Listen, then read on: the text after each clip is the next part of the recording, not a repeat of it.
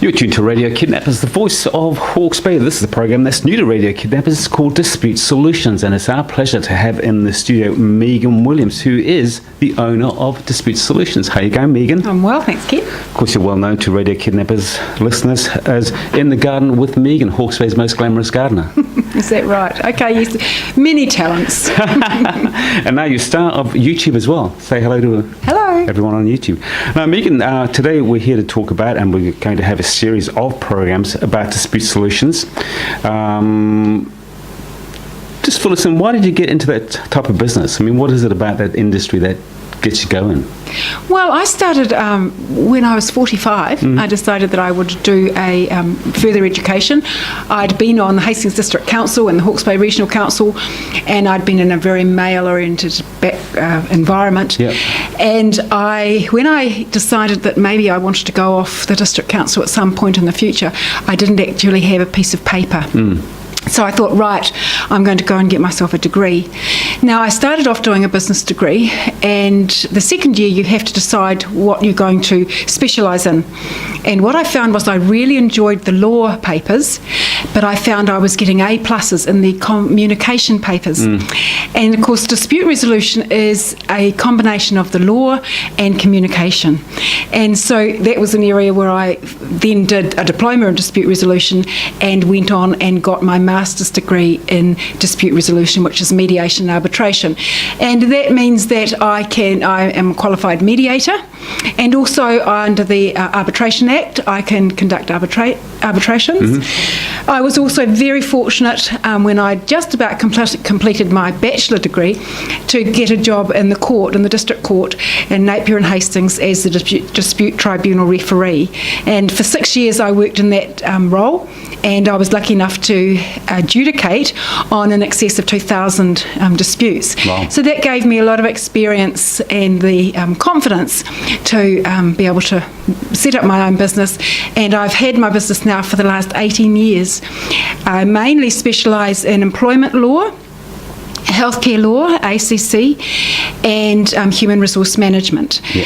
I was lucky enough to teach human resource management at degree level at the EIT for a while, and so again that gave me the confidence to feel as if I did know a little bit about HR, human resource management. Now, we're going to discuss all of those subjects over the next few months, but do you need a degree, or can anyone hang up a shingle and do what you're doing? Well, it was interesting because a lot of the colleagues I went through Massey University with that did mediation, a few of them I saw sort of felt that they could put a shingle up mediation. And there's nothing to say that you can't. But of course it doesn't give you unless you've got that degree, you really haven't got the confidence. Well, I don't think. Some people, a lot of counsellors go from that side of it, from the counsellor side to do mediation. But no, you don't really have to. What I do is as a lay person. Yes. I'm not a lawyer. It's sort of a lay person. But I do remember somebody once when one of the disputes I had at the tribunal, this gentleman came in and he knew me from my other life when I owned flower shops, and he said, I don't think you've got the qualifications to hear this. And I said, well, I've got a master's degree with honours in dispute resolution, I've got a bachelor degree in communication management, and also a diploma in dispute resolution. And he sort of sat down and we proceeded with the hearing. So, well, no, you don't have to have that shingle, but you really have to have, to get that respect in the dispute tribunal, it was handy. Gives you credibility, doesn't it? Exactly. Okay, so you work for employers and you also work for employees. Yes, I do. And you work for sick people, and... Well, they're not sick, they've had an injury. Yeah, ACC. Now, sometimes that means that they're sick, of course. Yes. But ACC claimants who have had an injury, or they might have had what they call a sensitive claim. That's if a person has been involved in a criminal act, and they've got an injury as a result. And it might be a mental injury. It might not be necessarily a physical one. But it would be fair to say that people only knock on your door with a problem, really. That's about it. And I give them a light at the end of the tunnel, hopefully. Yeah. And if I can't, well, then I tell them that. But usually I give them options, and it's up to them what they do with those options. And mostly I can help them with some of those options. But if they choose, not to carry on with it, I will also highlight the risks to them. I think that's important. And so usually, though, they leave. Almost physically, sometimes you can see them leaving the office with a weight taken off their shoulders. I guess because they're sharing that problem with you. And you say that you give them a light at the end of the tunnel, but does it always work out that way? That most people come to see you with a grievance because they feel aggrieved. Oh, the boss has screwed me over. It was interesting. I had a case yesterday, an employment case. This gentleman came to me. He had been given an option of either we're going to dismiss you, so you can resign if you like. And so he sort of did resign, but he didn't want to. When he got home, he was really upset. So he rang me and said, can I come and see you? Which he did. Now, that was a few months ago, and we eventually got to mediation yesterday.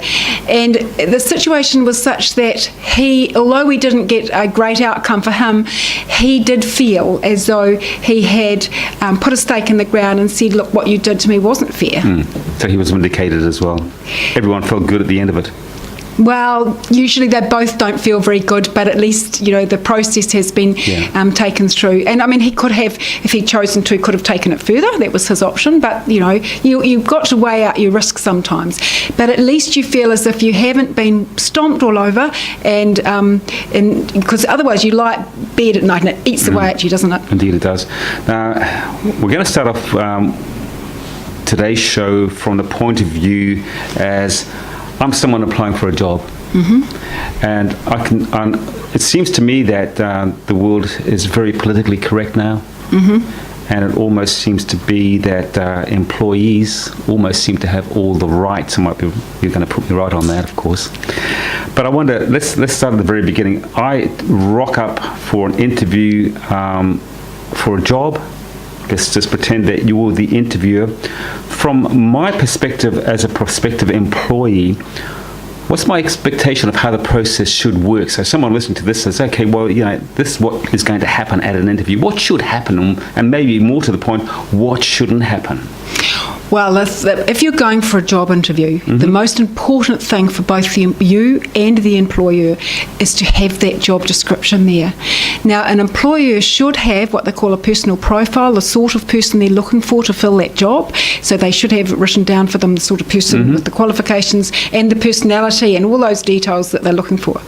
But the next thing is the job description. Now, if you're going for a job as a beautician and they're asking you questions that are completely irrelevant to the sorts of things that job would involve, well, then obviously you're going to think, well, that's not relevant. I think the questions that have been asked are things like, are you likely to have any babies? I mean, people don't seem to employ women that in the next month they get pregnant. So you're not really supposed to ask those sorts of questions because you don't know whether a person can necessarily get pregnant, and they don't possibly know. So that would be a very, very unfair question to ask. The thing with the Employment Relations Act is Section 4 says an employer must be fair and reasonable. So the questions that you ask must relate to that job description. You say that, but if I could be devil's advocate on that particular point at the moment, I mean, if I was an employer and I'm investing my time and my money into a young woman like yourself, and then you get in the job and you're now a key part of my organisation, and you turn around and say, okay, by the way, I didn't tell you, but I'm pregnant. I'm going to have to take a few months off, and I want a year's parental leave. Obviously, I'm going to be peeved. Why can't I ask that question? I mean, it's a big part of my business. You're a key. I'm going to give you a key role. Don't I have that right? Well, the thing is, they do, and what is perfectly legal is you ask questions like, is there any reason why you would not be able to carry out the tasks of this job? You've got the job description there, so you know what the tasks are involved. Now, they often ask, have you been on ACC? Now, you're not to ask that question, although they do. Yeah. You're not to ask that question. What you can say, is there any physical reasons why you would not be able to carry out the tasks of that job? Because that would be unfair. And you sign a document, usually you sign a document that says if subsequently they find out that the details you've given them in the job application are incorrect, that's grounds for dismissal. And of course, if you were dismissed, you can challenge it. I mean, like that one yesterday, there was a challenge to it. So. Okay, that didn't really answer my question though about the woman. That here I am taking you on. No, well, I go back to what I said before. It would be unfair to ask a woman if she wasn't pregnant, are you likely to become pregnant? Because the woman can't answer that. Nobody can ever answer that. But if she was trying for a family and you asked for it, well, she might share that with you. Yeah. But I don't believe that would be fair and reasonable to ask that question. Now, if you gave her the job and then a month later she did become pregnant, well, that's the risks you take as an employer. When you hold your shingle up as an employer and you want to take on staff, unfortunately, that's the risk that you must take. That's what running a business is all about. Okay, so were you answering that as a prospective employee or as an employer? I think you were maybe talking from an employee's point of view there, Megan. Well, I think that I'd like to take on staff. Yes. But I know that with that there comes a cost. Sure. And so if I wanted to take, I'd love to have an admin person, because I just don't the days run out and I don't seem to get time to send out the bills and things. But I know that if I did that, those are the risks that I would have to sustain. And so you've got to be prepared to do that, and you've got to have enough money in the bank, in my opinion, to be able to sustain that. Do I have to let them know what I'm doing outside of business hours? So, for instance, do I need to tell them if they ask what I do with regard to, say, Facebook or social media? No, only if it affects the business.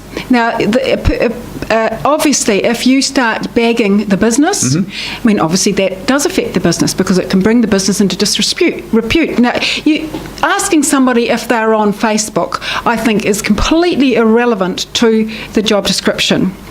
However, if the employer subsequently finds out that on Facebook the company is being mentioned often, well, then you would have a right, because that may or may not bring the company into disrepute, which could be a grounds for dismissal or grounds for disciplinary action. Can a prospective employer ask to look at your Facebook profile? Well, you can see that probably online anyway. But some are locked out. It's like, for instance, Well, I don't think. No, that's your private. If you've got chosen to have people locked out, but you will. There was a very famous case where somebody did put something on Facebook. I don't know if you recall it. It was actually locally, and she put a cake on the Facebook page, and she sort of said derogatory remarks. That. And the Facebook really didn't really have a lot to do with it. Why the employee won that case was the employer went to her current employer and gave them an ultimatum that if they didn't dismiss her, they would no longer do business with them. Now, that was totally unacceptable, and so that's why they lost. Does an employer have the right to know my marital status? Well, whether I'm married, whether I'm single, whether I'm gay, whether I'm... And only if it affects the tasks of the employment. And if they can say if they say, well, they would have to word it that this job may involve a lot of travelling. Are you comfortable with that? Do you have a partner that could affect? Are you comfortable? And of course, it's up to the person whether they are comfortable with that. Sure. It's not up to the employer to decide that. However, subsequently, if further down the track, you went back to the employer and said, look, I don't want to travel anymore because my wife doesn't like it, well, then the employer would feel justified in saying, well, when we interviewed you, you will recall we shared that there was a lot of travel. And so that would be, it's all about what's fair and reasonable. In the good old days, when you applied for a job, you were given a form to fill out, and it did have things like your date of birth, your marital status, and questions of that ilk, which you're not allowed to ask today. But what if someone just slipped that in and said, oh, look, just take this away, Megan, fill it in and bring it back to me? I guess your natural instinct will be just to fill it out. It's right. Well, and if you're happy to do that, what's wrong with that? But what if you weren't happy to do that and you feel that... Well, you just share, you just talk about it. You talk about it. And remember, in New Zealand, there's the Act of Parliament that all that's under is the Employment Relations Act. It's all about a relationship. An employee and employer are in an employment relation. And it's like any relationship that you need to communicate and you need to talk about it. Sure. Now, if you fill out that form and you miss a whole lot of the things out, well, that the employer might be happy with that, or they might not be. They might think, hello, they don't want to share that. Why don't they want to share that? That's right, exactly right. And that goes through their minds. Have they then got the right to say, why didn't you fill those out, by the way? Can they say that to you? Well, they can discuss it. I mean, it's like they can't demand that a person fills those out, but if they can relate as to why it is important to them, why they want to know it, well, that's all about communication, isn't it? Sure is. What about political affiliations? Can they ask you that? I mean, would you want a whole bunch of lefties working for you, for example? Well, no, it depends whether that's... I mean, if you're working for the Labour Party, as such, that might be an important component. Yes. If you were very staunch right-wing and you were applying for a job in the Labour Party, well, it might be within the job description that you had to have an affiliation with the Labour Party. So, that's when the only time, in my opinion, where those sort of political leanings may be okay to ask. Yeah. But apart from that, I mean, it's just, remember that job description is sacrosanct, and your employment agreement, your job description are the tools, especially at the beginning of the employment relationship, that are very important. There's a problem with most interviews and interviewers and interviewees is that the interviewer's really got the edge, hasn't he? Because you're wanting this job, and he says, well, here it is, this is the contract, take it or leave it. Is that how it works? Yeah, but it works both ways, because if you've got an employer that starts laying down the rules, you're not going to get good employees, are you? Because somebody that's really keen on the job, that really wants to work in good faith with you, and you treat them not very well, you're not going to get good people. I mean, it's what's round comes round. Sure.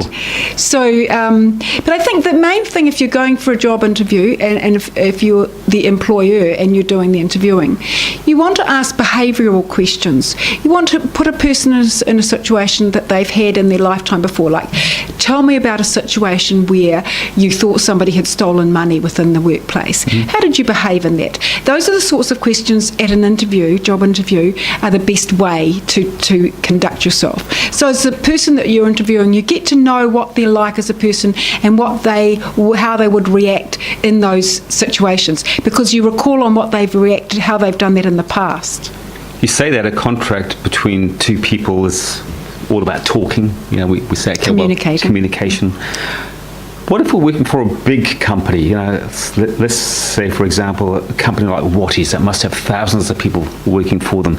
They would have a stock standard contract for most of their people, wouldn't they? Yeah, they do. And yes. Would they deviate from that for individual employees? Depends. If they're in a union, they have the collective agreement, or you can have an individual employment agreement. And in the individual employment agreement, there are a few things that you have to have there by law. 5 things: name of the parties, the place where they work, the time, the hours that they work in, the job description, what they actually do as the tasks, and also the fact that they have, if they've got a personal grievance, that they've got 90 days after they became aware of it, to apply for a personal grievance. So those are things that have to be in the agreement. But apart from that, all the other terms, they're additional and they're optional. But usually someone like Watties, I've seen their employment agreements.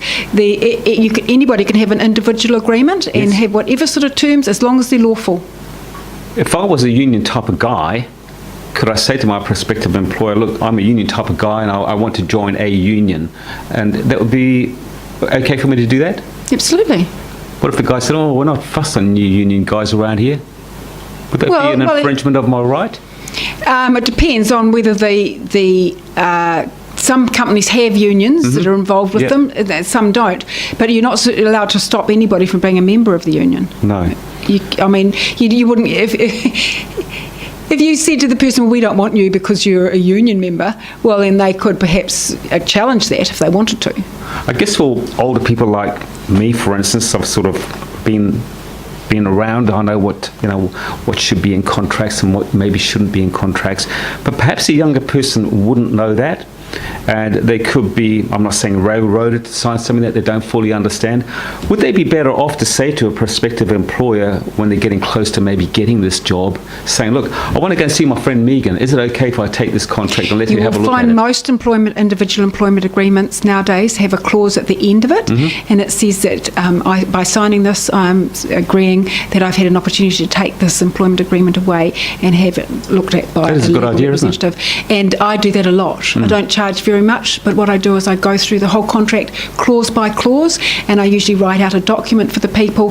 Clause 1, fine. Clause 2, fine. Clause 3, you need to say, for instance, there might be a clause that says you have to give 1 week's notice. Well, I think if you're going into a permanent job, 1 week's notice is not very long. If the employment comes to an end and you've got 1 week's notice, you wouldn't know where your rent's coming from the next week, would you? So, I mean, again, you'd have to get a job within the next week. Yeah. So I would always recommend, well, let's look at that 1 week. Why don't we put 2 weeks? 2 weeks notice for both parties. Things like that. That's when I look through the employment agreement, and those are the things that I would highlight. Jury duty. If you go jury duty, you will not be paid, if you go away.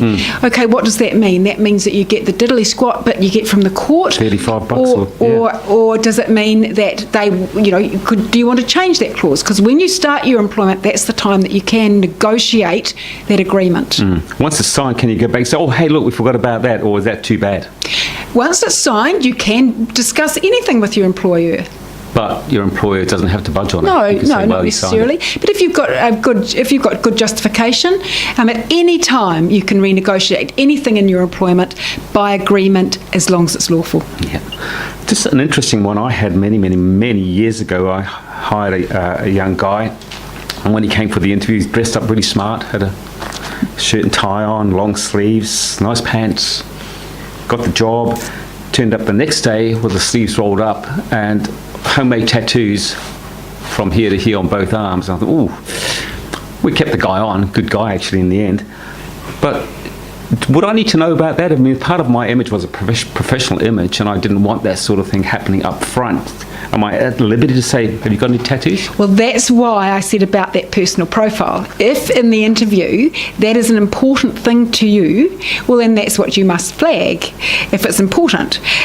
You can't necessarily say, if you've got tattoos, I don't want you, because as you found out, that person was really good despite the tattoos. Right. And so, but if that sort of thing is important to you because of your image, well, then you need to say that up front, that is the sort of employee I'm looking for as XYZ, as someone without tattoos. Now, the person can hardly say, well, that's discriminating against people with tattoos, but that's your prerogative as an employer if that's not the sort of image you want for your business. You say that, but could I advertise the fact in the newspaper when I was putting my ad in for that employee, people with visual tattoos need not apply? Could I put that? Well, you could put that, but I think you would get a kickback from your business. People would think, oh gosh, who the heck do they think they are? So that's the risk that you take. But I don't think there's any law against it. No. So you could almost be discriminatory in your ad and get away with it. Exactly. Look at that. But you could be also, all those people that love tattoos out there probably would think, that Ken Morrison's business, I don't think I'll go and buy anything off there anymore. And I think I'll tell my friends not to as well.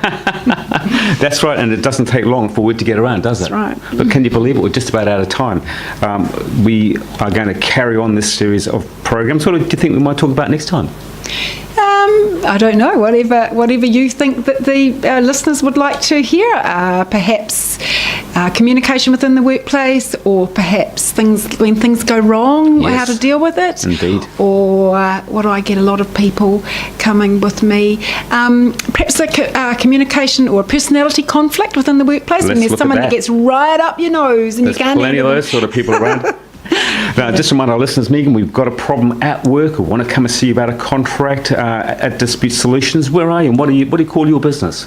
The business is called HR and Dispute Solutions, and we are at Suite 2, 115 Avenue Row East, opposite the Baby Factory, just around the corner Yes. from Kmart. And my phone number is 878-5607, and that's the number I work from home. But I have my office in town where I meet my clients, and so we've got the nice private environment to be able to, so I just sit there Yes. and listen. And you're open 5 days a week? Absolutely. Good on you, Megan. It's been our pleasure to talk to you, and we look forward to talking to you again in the very near future. Great. See you then, Ken.